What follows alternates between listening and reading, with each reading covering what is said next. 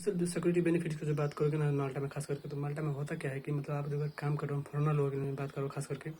तो फॉरेनर लोगों की जो अगर आप काम कर रहे हो माल्टा में, अगर आपको इनकेस वर्क प्लेस में जाकर आपको चोट लग गया तो आप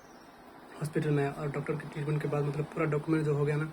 वो डॉक्यूमेंट आप सोशल सिक्योरिटी सर्विस में जाकर सबमिट करोगे।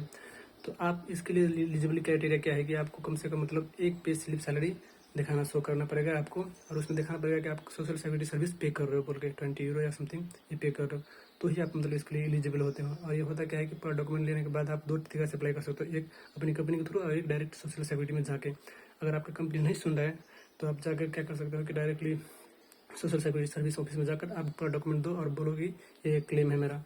तो वो आपको आपके पूरा ओवरव्यू करने के बाद आपको एक फिक्स रेट तोकेगा, जिस रेट में मतलब बताया गया है कि मतलब 2023 के हिसाब से कि 14 पॉइंट समथिंग मिलता है,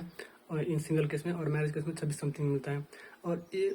कभी 70% आपकी सैलरी की मिलती है, तो कभी मतलब फुल सैलरी मिलता है। तो ये होता है क्या है कि पूरा ओवरव्यू करने के बाद आपको डॉक्यूमेंट पूरा सब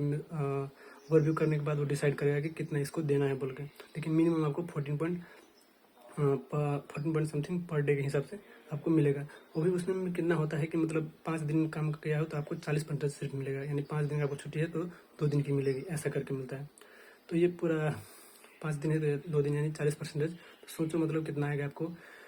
14 में भी, मिनिमम 14 जो बोल रहा हूँ ना, वो भी इसमें भी मतलब आपको जैसे कि 22 दिन का आप काम करते हो हफ्ते में, तो 22 दिन का कितना आता है 14 के रेट से, तो उसमें भी मतलब आपको क्या कहेगा कि सिर्फ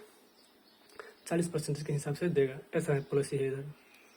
तो ये छोटा इन्फॉर्मेशन शायद हेल्पफुल होगा आपके लिए, इसलिए मतलब मैं इसमें अपडेट कर दिया इसको। Thank you.